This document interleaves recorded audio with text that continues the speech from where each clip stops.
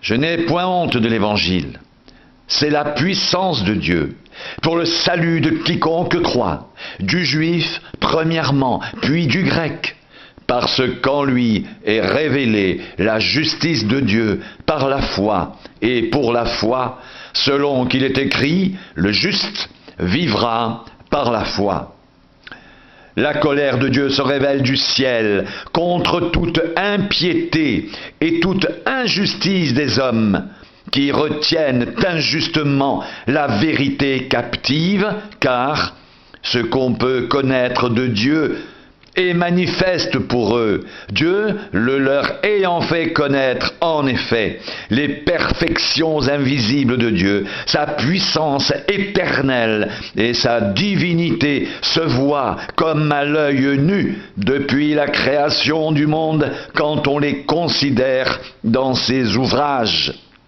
Ils sont donc inexcusables, car, ayant connu Dieu, ils ne l'ont point glorifié comme Dieu et ne lui ont point rendu grâce, mais ils se sont égarés dans leurs pensées et leur cœur, sans intelligence, a été plongé dans les ténèbres, se vantant d'être sages. Ils sont devenus fous et ils ont changé la gloire du Dieu incorruptible en image représentant l'homme corruptible, des oiseaux, des quadrupèdes et des reptiles. C'est pourquoi Dieu les a livrés à l'impureté selon les convoitises de leur cœur. Ainsi, ils déshonorent eux-mêmes leur propre corps, eux qui ont changé la vérité de Dieu en mensonge et qui ont adoré et servi la créature au lieu du Créateur qui est béni éternellement. Amen.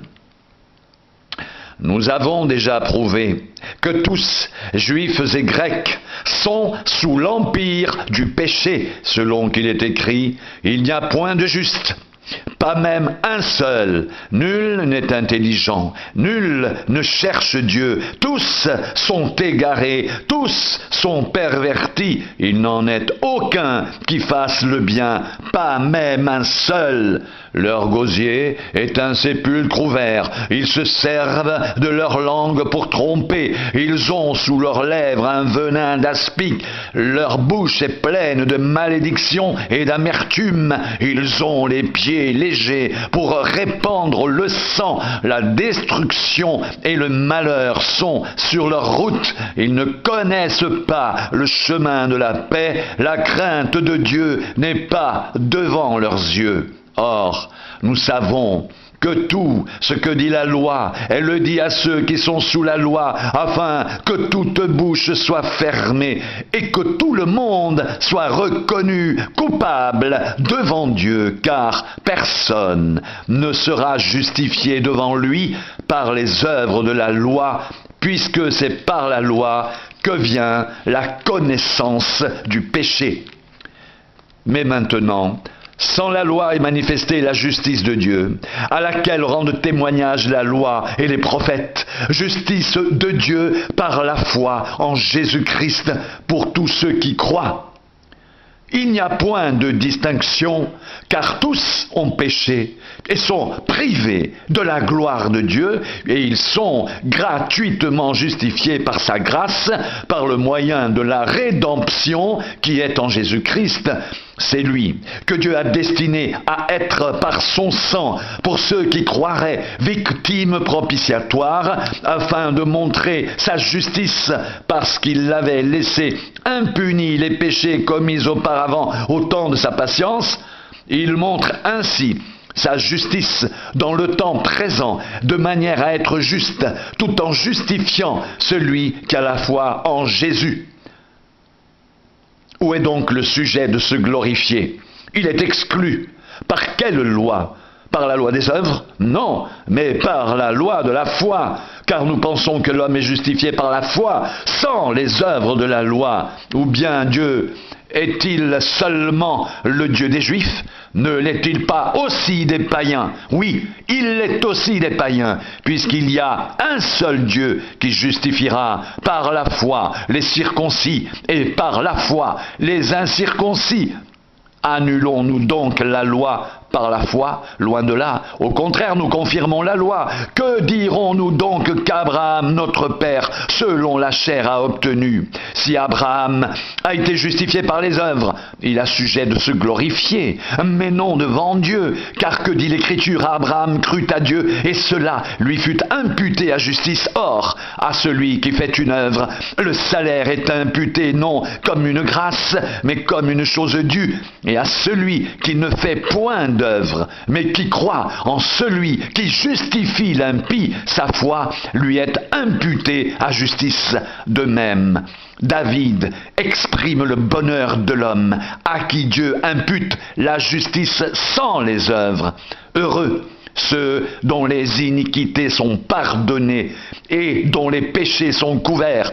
Heureux l'homme à qui le Seigneur n'impute pas son péché. Ce bonheur n'est-il que pour les circoncis ou est-il également pour les incirconcis? Car nous disons que la foi fut imputée à justice à Abraham. Quand donc lui fut-elle imputée? Était-ce après ou avant sa circoncision?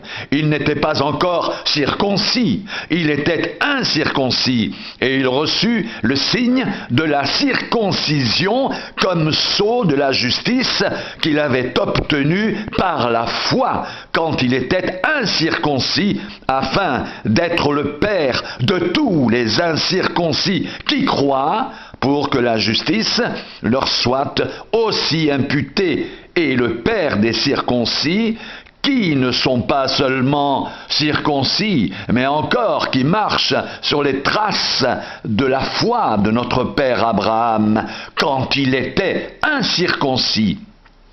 En effet, ce n'est pas par la loi que l'héritage du monde a été promis à Abraham ou à sa postérité, c'est par la justice de la foi.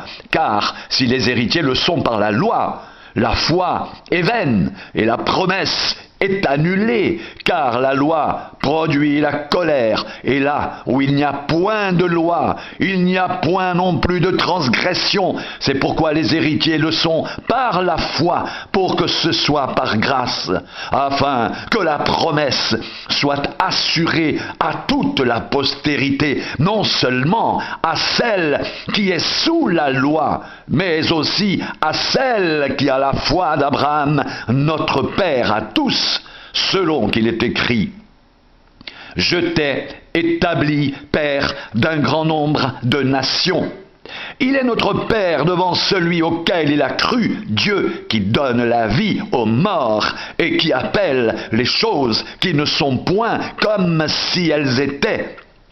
Espérant contre toute espérance, il crut et devint ainsi le Père d'un grand nombre de nations, selon ce qui lui avait été dit, telle sera ta postérité. Et sans faiblir dans la foi, il ne considéra point que son corps était déjà usé, puisqu'il avait près de 100 ans, et que Sarah n'était plus en état d'avoir des enfants. Il ne douta point par incrédulité au sujet de la promesse de Dieu, mais il fut fortifié par la foi, donnant gloire à Dieu, et ayant la pleine conviction que ce qu'il promet, il peut aussi l'accomplir. C'est pourquoi cela lui fut imputé à justice. Mais ce n'est pas à cause de lui seul qu'il est écrit que cela lui fut imputé, c'est encore à cause de nous à qui cela sera imputé, à nous qui croyons en celui qui a ressuscité des morts, Jésus notre Seigneur, qui a été livré pour nos offenses et est ressuscité pour notre justification.